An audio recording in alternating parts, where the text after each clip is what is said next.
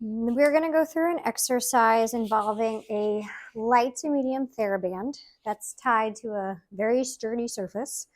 And you're going to use this in standing to go through a movement sequence that helps us learn how to shift our weight, use our spine. We're activating some of our glute muscles, our core muscles, our scapular or shoulder blade muscles to create this movement. So it's kind of like taking a few exercises and putting it together into something that is upright and a little bit more functional. So TheraBand, light to medium.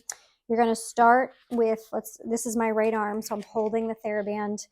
It has already a little bit of tension on it, even just at rest. So not a ton, but there is some tension. It's not just loose.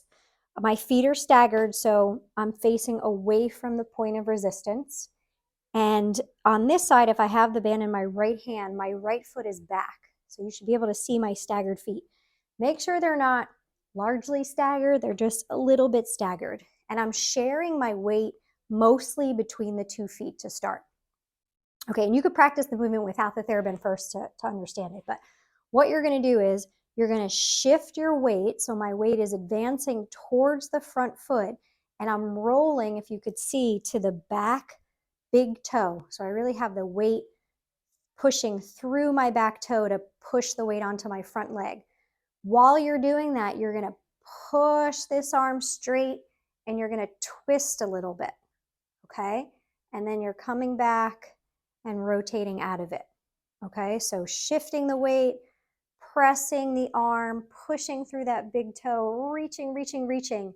In this position, the leg that's back, my glute is activating. I could feel my core working and engaging because I'm pushing something away from me with resistance. And I'm just using a little bit of rotation through my spine. This should not hurt. You should not feel like you're straining anything. You're just turning on and activating some muscles in a way that could be very healthy and support healthy movement. One of the things to look out for when you're doing this that you don't want to crazy arch through your low back. I'm exaggerating, but this would be an example of this wouldn't feel very good because my low back is pretty much straining here. So you just want to be cognizant of like, okay, I'm just tall, very slow, I'm moving, I'm shifting my weight, I'm pushing. I'm really not trying to activate anything, really. My body's just doing it because of the resistance and the movement that I'm working with. So one more time, you're pressing, you're tall. I'm very sturdy. If someone were to push me, yeah, depending on where the force came from, I would maybe fall over, but I feel very sturdy in this position.